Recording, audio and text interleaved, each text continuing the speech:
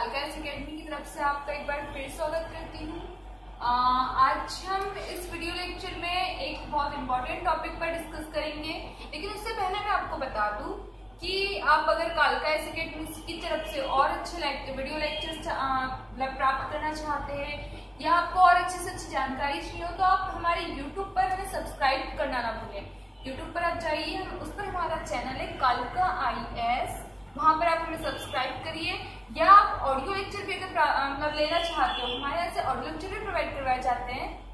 अगर आपको audio lecture चाहिए तो आप हमारा जो व्हाट्सएप नंबर दिया हुआ है उस पर आप हमें मैसेज कर सकते हैं 7247401301। ठीक है, ये व्हाट्सएप नंबर है हमारा। ओके, तो ठीक है, हम आज का टॉपिक स्टार्ट करते हैं अपना, जिसमें हमारा आज का टॉपिक है ग्रंथि या ग्लैंड। ठीक है, ग्लैंड क्या होती है? ग्रंथि, ग्लैंड। अब अपने सबने सुना है, हम सुनते आते हैं ग्रंथि हमारी ये ग्रंथि वो, पीयूष ग्रंथि सबने सुनी है, थायराइड ग्रंथि सबने सुनी है। तो ये ग्रंथियां होती क्या है? ठीक है, हमने पहले लेक्चर में देखा था किससे, कोशिका। कोशिका क्या है? ठीक है, तो ग्रंथियां जो होती है एक प्रकार की कोशिकाएं ही होती है। ठीक है, सबसे पहले देखते हैं कि ग्रंथि की डेफिनेशन की ग्रंथि है क्या। ठीक है, देखिए ग्रंथि जो होती है हमारे शरीर में पाई जाने वाली कुछ ऐसी कोशिकाएं, ऊतक या ऐसे अंग होते हैं। ठीक है, कुछ ऐसी कोशिकाएं। अब देखिए अगर मैं ऊतक की बात करें तो कोशिकाओं से ऊतक बनते हैं, सेल से टिश्यू बनता है, ये ऑर्गन उन्हीं से बना तो टिश्यू उससे सेल से ही है। ठीक है, तो कुछ ऐसी कोशिकाएं या ऐसे अंग या ऊतक जो किसी केमिकल सब्सटेंस का सिक्रेशन करते हैं। मतलब ऐसे हमारे शरीर की ऐसी कोशिकाएं जो केमिकल सब्सटेंस मतलब होता है रासायनिक पदार्थ। रासायनिक पदार्थ इसमें कुछ भी हो सकता है, इसमें रसायन हो, केमिकल्स हो। इसमें मेनली आपके आते हैं दो, हार्मोन्स और एंजाइम्स। आपने हार्मोन्स तो सुने ही होंगे। हार्मोन्स का फंक्शन क्या होता है? हमारी जितनी भी एक्टिविटीज होती है, जैसे बायोलॉजिकल एक्टिविटीज अगर कोई भी हो रही है आपको, जैसे रेस्पिरेशन है, हमारी श्वसन तंत्र, आपका डाइजेशन, सर्कुलेटरी, जितनी भी हमारी एक्टिविटीज होती है, ये सारी एक्टिविटीज को या तो बढ़ाएगा, मतलब एक तो बढ़ाने वाले पदार्थ अलग होते हैं, उसको उसकी गति को कम ज्यादा करने वाले पदार्थ अलग अलग होते हैं। तो यही जो होते हैं एंजाइम्स और हार्मोन्स, इन्हें हम रासायनिक पदार्थ कहते हैं। ठीक है, तब देखते हैं ग्रंथि।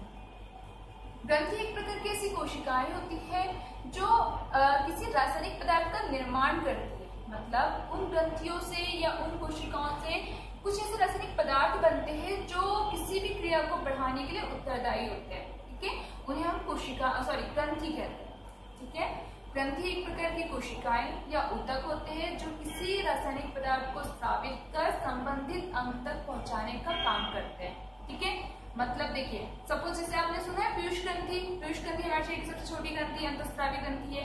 ठीक है, तो इससे जो हार्मोन सीक्रेट होता है, जैसे आपको पता है सोमेटोट्रोपिक वृद्धि हार्मोन होता है, जो भी है। ठीक है, तो ग्रंथियां एक प्रकार की कोशिकाएं होती है जो किसी भी रासायनिक पदार्थ को स्रावित कर उसे संबंधित अंग तक पहुंचाने का काम करती है। अब देखिए ग्रंथियां जो होती है तीन प्रकार की होती है। अगर हम ग्रंथियों की बात करें या ग्लैंड्स की बात करें तो 3 टाइप्स की होती है। पहली होती है आपकी एक्सोक्राइन ग्लैंड। एक्सोक्राइन ग्लैंड, या इसको कहा जाता है बाह्यस्रावी ग्रंथि। बाह्यस्रावी ग्रंथि। ओके, सेकेंड होती है एंडोक्राइन ग्लैंड। अंतःस्रावी ग्रंथि। ओके, थर्ड होती है मिक्स्ड ग्लैंड।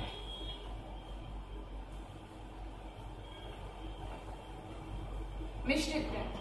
ठीक है, तो ग्रंथियां जो होती है वो 3 प्रकार की होती है, एक्सोक्राइन ग्लैंड, एंडोक्राइन ग्लैंड और मिक्स्ड ग्लैंड। मतलब बाह्यस्रावी ग्रंथि, अंतःस्रावी ग्रंथि और मिश्रित ग्रंथि। ठीक है, अब देखिए मैंने जैसे आपको पहले भी बताया कि ग्रंथि होती क्या है, एक प्रकार की कोशिका या ऊतक है जो किसी रासायनिक पदार्थ को स्रावित करते हैं और संबंधित अंग तक पहुंचाने का काम करते हैं। ठीक है, अब इसमें देखते हैं हम एक्सोक्राइन या बाह्यस्रावी ग्रंथि है क्या। देखिए बाह्यस्रावी ग्रंथि या एक्सोक्राइन ग्लैंड जो होती है ये ऐसी ग्रंथियां होती है जो अपने द्वारा बनाए गए किसी भी रासायनिक पदार्थ को अपनी ही नलिकाओं के माध्यम से संबंधित अंग तक पहुंचाती है। मतलब देखिए जैसे मैं सबसे पहले मैं आपको इसके एग्जांपल बताती हूँ कि कौन कौन सी एक्सोक्राइन ग्लैंड तो आपको अच्छे से क्लियर होगा। आपने अश्रुग्रंथि सुना है? अश्रुग्रंथि में जो हमारे आंसू जिससे निकलते हैं। ठीक है, आपकी सिलेवरी ग्लैंड, लार ग्रंथि, स्लाइवरी ग्लैंड, सलाइवा निकलता है लार, ठीक है। इसके बाद आपका आता है स्वेट ग्लैंड, पसीना जिससे निकलता है, ठीक है। मैमरी ग्लैंड, दुग्ध ग्रंथि, ये सब क्या है, हमारी बाह्यस्रावी ग्रंथि है, क्योंकि इनसे कुछ ना कुछ अगर केमिकल सब्सटेंस सीक्रेट हो रहा है तो शरीर से बाहर निकलता है। जैसे आंसू की बात करें हम, हमारी लैक्रिमल ग्लैंड जो होती है, मतलब अश्रु ग्रंथि, ठीक है।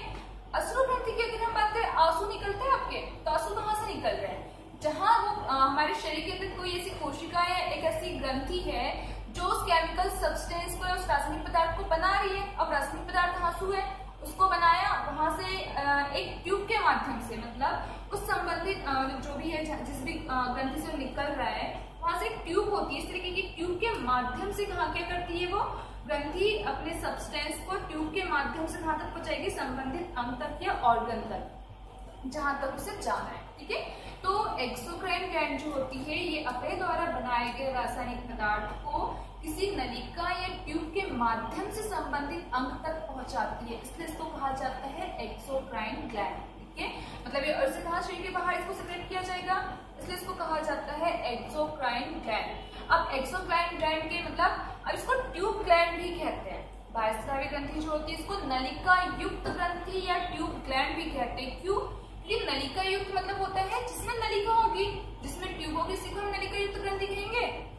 अब इसमें सीधी सी बात है, मैंने अभी बताया कि अगर कोई रासायनिक पदार्थ इन ग्रंथियों के द्वारा सीक्रेट हो रहा है या बन रहा है, स्रावित हो रहा है, तो उसको वो अब उस ग्रंथि से डायरेक्ट तो नहीं चला जाएगा, किसी न किसी माध्यम की जरूरत होगी।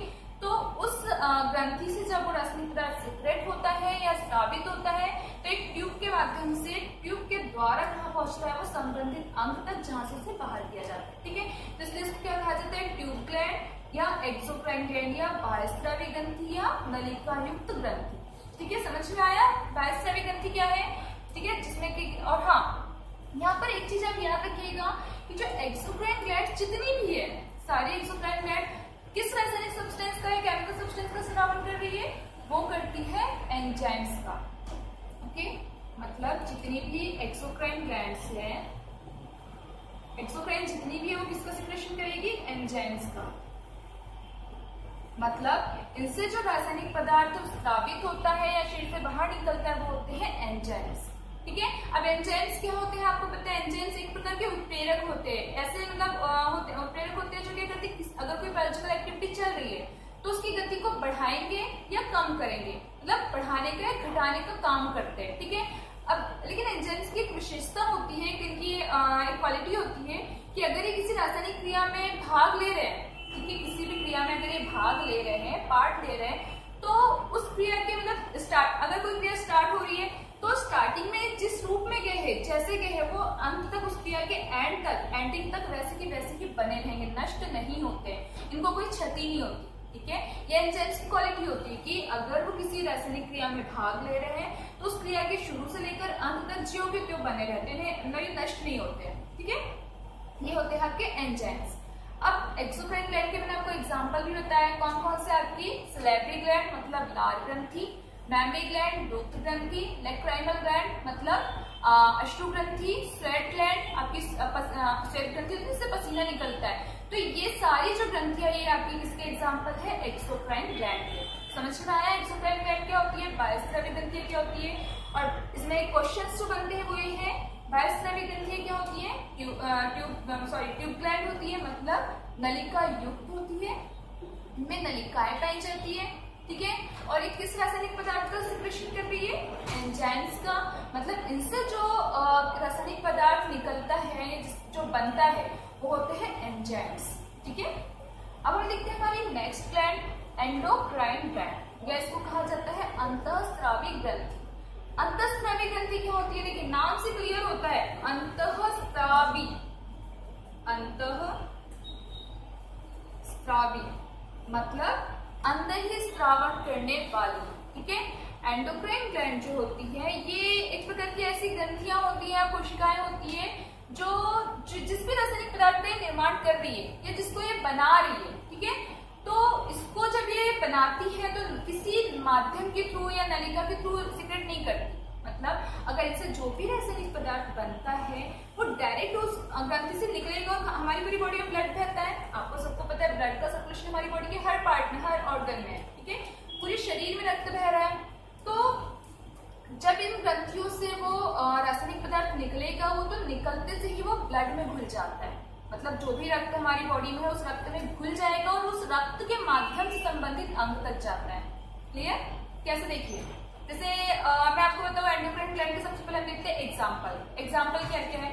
तो एंडोक्राइन ग्लैंड ये आपकी अंतःस्रावी ग्रंथि जो है इसके एग्जाम्पल है, आपने सुना ही होगा पीयूष ग्रंथि, अभी मैंने बताया था, पिट्यूटरी ग्लैंड, उसके बाद पिट्यूटरी ग्लैंड के बाद आता है आपका थायराइड ग्लैंड मतलब थायराइड ग्रंथि, पैराथायराइड ग्लैंड, पैराथायराइड भी इसी का है, फिर आती है आपकी थाइमस ग्लैंड, पिनियल बॉडी, ये सब जो है ये सारे एड्रिनल ग्लैंड, ये सारी आपके एंडोक्राइन ग्लैंड के एग्जाम्पल है।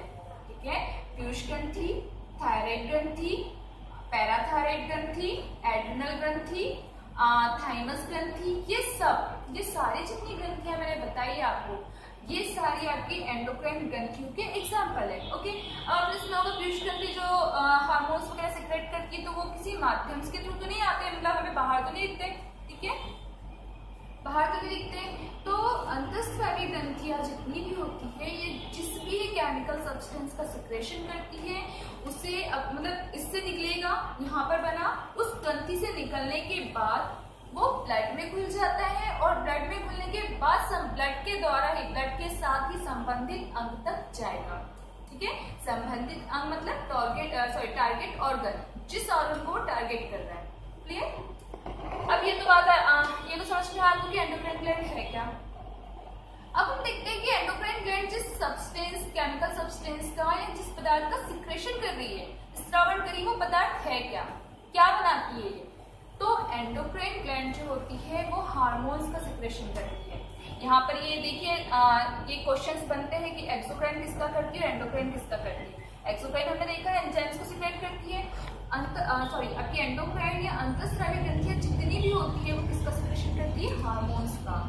हार्मोन्स सभी ने सुना होगा हार्मोन्स, ठीक है, इनके इम्बैलेंस होने पे हमें फिर प्रॉब्लम्स क्रिएट होती है। ठीक है, तो अंतःस्रावी ग्रंथियां हार्मोन्स को सिक्रेट करती है। अब आते हैं कि हार्मोन्स होते क्या है, हार्मोन्स क्या है। हार्मोन्स देखिए, हार्मोन्स की अगर बात करें हम तो अंतःस्रावी ग्रंथियों से सिक्रेट होने वाला एक केमिकल सब्सटेंस है, मतलब हार्मोन एक प्रकार का रासायनिक पदार्थ है जो किससे स्रावित होता है, अंतःस्रावी ग्रंथियों से स्रावित होता है। ठीक है, स्रावित होता है। ओके, तो अब मैंने आपको बताया कि एंडोक्राइन ग्लैंड्स जो होती है या अंतःस्रावी ग्रंथियां जो होती है वो किसका सिक्रेशन कर रही है, किसका सिक्रेशन कर रही है, हार्मोन्स का। तो हम देखते हैं हार्मोन क्या है, ये भी बहुत इंपॉर्टेंट है क्योंकि अगर हम अभी फिर हम नेक्स्ट जब हमारा वीडियो आएगा उसमें हम पूरा देखेंगे, मतलब पूरा डिटेल में कि कौन कौन सी ग्रंथि कौन कौन से हार्मोन सिक्रेट करती है, उससे कौन सी डिसीज होती है, बहुत सारा है। ठीक है, उससे पहले हम देखते हैं हार्मोन कि हार्मोन है क्या। हार्मोन, ठीक है, तो हार्मोन्स जो होते हैं वो एक प्रकार के ऐसे रासायनिक पदार्थ है जो अंतःस्रावी ग्रंथियों के द्वारा स्रावित होते हैं या एंडोक्राइन ग्लैंड्स के द्वारा सिक्रेट होने वाले केमिकल सब्सटेंस है। ठीक है, हार्मोन का अगर हम इसका मीनिंग निकाले तो इसका मतलब होता है उत्तेजक, उत्तेजना को बढ़ाने वाले, एक्साइटमेंट बढ़ाने वाले। ठीक है, तो हार्मोन जो एक प्रकार के ऐसे पदार्थ होते हैं जो उत्तेजना को बढ़ाते हैं, अर्थात क्या कहलाएंगे, उत्तेजक, उत्तेजक कहलाते हैं। ठीक है, देखिए हार्मोन शब्द जो है ये ग्रीक भाषा के एक शब्द से बना हुआ है जिसका नाम है हार्मीन, हार्मीन से बना हुआ शब्द है ये। ठीक है, ये ग्रीक भाषा, ग्रीक लैंग्वेज का एक वर्ड है जिसका मतलब होता है उत्तेजना, उत्तेजना, और इसको कहा गया हार्मोन, मतलब उत्तेजना को बढ़ाने वाला।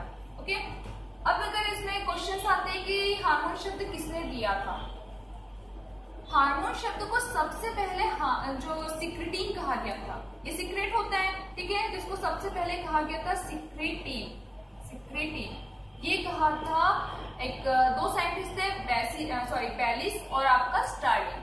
ठीक है, बैलिस और स्टार्लिंग नामक जो दो साइंटिस्ट थे इन्होंने सबसे पहले से सिक्रेटिन नाम लिया था। इसके बाद फिर जो बैलिस और स्टार्लिंग दो थे, इसके फिर अकेले स्टार्लिंग ने इसे कहा हार्मोन। ठीक है, तो अगर ये क्वेश्चन आता है कि हार्मोन शब्द किसने दिया, तो हार्मोन शब्द किसने दिया था, स्टार्लिंग ने। ओके, अब ये हो गया, ये तो आपको हार्मोन। और मैंने आपको एक्सोक्राइन ग्लैंड में बताया था कि जो एंजाइम्स का सिक्रेशन करते, तो एंजाइम्स अगर क्रिया में पार्ट ले रहे हैं तो क्रिया के अंतर्गत जैसे कि वैसे बने रहते हैं, कोई परिवर्तन नहीं आता। बट यहाँ पर हार्मोन्स के साथ ऐसा नहीं है। हार्मोन्स किसी भी क्रिया में अगर पार्ट ले रहे, रोल प्ले कर रहे हैं, तो उस क्रिया को बढ़ाने का काम करते हैं, उत्तेजना को बढ़ाते हैं, एक्साइटमेंट बढ़ाने का काम करते हैं, ठीक है। बट क्या होता है उस क्रिया के अंत तक, मतलब क्रिया जब स्टार्ट हुई तो प्रोसेस स्टार्ट हुई, प्रोसेस के एंडिंग तक ये क्या होते हैं, जैसे कि वैसे करते हैं, नष्ट हो जाते हैं, ठीक है। ये एंडोक्राइन ग्लैंड से स्रावित हुए, सिक्रेट हुए, ब्लड के माध्यम से उस अंग तक गए जहां पर इन्हें जाना, उस अंग तक जाने के बाद इन्होंने क्रिया में भाग लिया, और क्रिया में भाग लेने के बाद जैसी क्रिया अंत हुई ये भी नष्ट हो जाते हैं, डिस्ट्रॉय हो जाते हैं। हार्मोन्स एक बार सिक्रेट होने के बाद डिस्ट्रॉय हो जाते हैं और बनते रहते हैं, ठीक है। तो ये होती है इनकी मतलब विशेषता। क्लियर हुआ आपको हार्मोन्स। अब हार्मोन्स अगर इसमें क्वेश्चन आ जाते हैं कि हार्मोन्स किसके बने होते हैं, हार्मोन्स किस नेचर के होते हैं, तो हार्मोन्स आपने प्रोटीन सुना है, प्रोटीन जो एमिनो एसिड से बनता है, तो प्रोटीन, एमिनो एसिड, पेप्टाइड, ये इन सब प्रकृति का होता है, हाँ मतलब इन सब से बना होता है, प्रोटीन, एमिनो एसिड और पेप्टाइड्स होते हैं। क्लियर? तो ये आपका क्लियर हुआ। एक्सोक्राइन ग्लैंड, एंडोक्राइन ग्लैंड क्या होती है, दोनों क्लियर है। एक्सोक्राइन मतलब जो जिस भी रासायनिक पदार्थ का सिक्रेशन कर रही है उसे बॉडी मतलब ट्यूब के माध्यम से करती है, बाहर करती है, और किसका करती है, एंजाइम्स का। क्लियर? ये हो गया एक्सोक्राइन, मैंने आपके इसके एग्जाम्पल भी मैंने आपको बताया। फिर आता है एंडोक्राइन। एंडोक्राइन भी हमारा हो गया, मैंने आपको भी बताया एंडोक्राइन क्या होता है, जो जिस ऐसी ग्रंथियां जो जिस रासायनिक पदार्थ का सिक्रेशन कर रही है या उसका निर्माण कर रही है, तो उसे अपने मतलब उसे स्रावित कर ब्लड में घोल कर रक्त के माध्यम से संबंधित अंग तक पहुंचाती, ना कि ट्यूब के माध्यम से। जैसे डक्टलेस ग्लैंड या नलिका विहीन ग्रंथि भी कहते हैं। और एक्सोक्राइन को क्या कहते हैं, डक्ट ग्लैंड या नलिका युक्त ग्रंथि, क्योंकि इसमें ट्यूब्स होती है, इसमें ट्यूब्स एब्सेंट होती है। ओके, अब आपका नेक्स्ट आता है मिक्स्ड ग्लैंड या मिश्रित ग्रंथि। अब नाम से क्लियर हो जाता है मिश्रित मतलब क्या, मिला हुआ, ठीक है। तो मिक्स्ड ग्लैंड जो होती है वो ऐसी ग्लैंड होती है जो एक्सो और एंडो दोनों का कॉम्बिनेशन होता है। मतलब एक्सोक्राइन ग्लैंड बाह्यस्रावी ग्रंथियां और अंतःस्रावी ग्रंथियां दोनों के मिलने से बनती है मिक्स्ड ग्लैंड या मिश्रित ग्रंथि। मतलब इन दोनों का फंक्शन करती है, इन दोनों के काम करती है, कौन सी, मिक्स्ड ग्लैंड। और मिक्स्ड ग्लैंड में कौन कौन से आ जाते हैं, इसके भी मैं आपको एग्जांपल बता दूं। आपने प्लेजेंटा सुना होगा, प्लेजेंटा जो मतलब गर्भस्थ शिशु जो होता है ना, बेबी, उसको प्लेजेंटा के माध्यम से अपनी मां से अटैच रहता है, तो वो होता है प्लेजेंटा। अपरा कहा जाता है इसे हिंदी में। इसके बाद पैनक्रियाज, लीवर, ये सब जो है पैनक्रियाज, लीवर, आपका प्लेजेंटा, ये सब आपके किसके एग्जाम्पल है, मिक्स्ड ग्लैंड के, ठीक है। समझ में आया आपको? ग्लैंड्स हमारा ये था आज का टॉपिक कि ग्लैंड्स ग्रंथियां होती क्या है। इसमें फिर अलग अलग है, जैसे आपका अगर आपने मतलब मेन आता है एंडोक्राइन सिस्टम में कि पूरा अंतःस्रावी ग्रंथियां कौन कौन सी है, उनसे कौन कौन से हार्मोन निकलते हैं, और उन हार्मोन की कमी से या अधिकता से कौन कौन से रोग होते हैं, क्या क्या एबनॉर्मलिटी होती है हमारी बॉडी पर, क्या इफेक्ट पड़ता है उसका, ये सारा आपका बहुत काफी डिटेल में पढ़ेंगे नेक्स्ट उसमें जब भी वीडियो आता है। लेकिन इससे पहले मैं आपको एक बार फिर से रिवाइज कर दूं, समराइज कर दूं, हमने क्या पढ़ा। हमने सबसे पहले देखा ग्रंथियां, कि ग्रंथियां क्या है, डेफिनेशन देखी कि ग्रंथियां या ग्लैंड्स एक प्रकार की ऐसी कोशिकाएं या ऊतक या अंग होते हैं जो किसी रासायनिक पदार्थ को स्रावित करते हैं और उसका निर्माण करते हैं, ठीक है। क्या कहलाते हैं, ग्रंथि। अब वो तीन प्रकार के होते हैं, पहला एक्सोक्राइन या बाह्यस्रावी ग्रंथि, एंडोक्राइन या अंतःस्रावी ग्रंथि, और थर्ड आपकी मिक्स्ड ग्लैंड या मिश्रित ग्रंथि। ओके, एक्सोक्राइन ट्यूब, इसको डक्ट ग्लैंड भी कहते हैं क्योंकि इसमें ट्यूब्स होती है, और किसका सिक्रेशन करती है ये, हाँ आपके एंजाइम्स का, ठीक है, एंजाइम्स का सिक्रेशन करती है। एग्जांपल है lacrimal gland, sweat gland, mammary gland और आपके सैलिवरी ग्लैंड। ये सारी किसके एग्जांपल है, एक्सोक्राइन ग्लैंड्स के। नेक्स्ट आता है एंडोक्राइन ग्लैंड्स, बताया था मैंने, डक्टलेस होती है, ट्यूब्स नहीं होती है, हार्मोन्स का सिक्रेशन करती है और ब्लड के माध्यम से उस रासायनिक पदार्थ को संबंधित अंग तक पहुंचाती है। और इसके एग्जाम्पल आपको बताया pituitary gland, thyroid gland, parathyroid gland, thymus gland, adrenal gland, ये सारे एंडोक्राइन के आते हैं। ओके, मिक्स्ड ग्लैंड का आपको बता दिया कि दोनों का कॉम्बिनेशन होता है, ठीक। तो अगर आपको ये समझ में आया, अच्छा लगा, तो आप हमारे मतलब आप YouTube पर हमें सब्सक्राइब करिए और हमें लाइक्स करिए। और अगर आपको ऑडियो लेक्चर्स भी चाहिए, मतलब अगर आप हमारे यहाँ से ऑडियो लेक्चर भी अवेलेबल है, अगर आप ऑडियो लेक्चर चाहते हैं तो आप हमारे जो यहाँ पर व्हाट्सएप नंबर दिया हुआ है ऊपर 7247401301, उस पर हमें मैसेज करिए। और भी आगे अच्छे से अच्छे बेहतर वीडियो लेक्चर्स के लिए हमें सब्सक्राइब करें और लाइक करिए।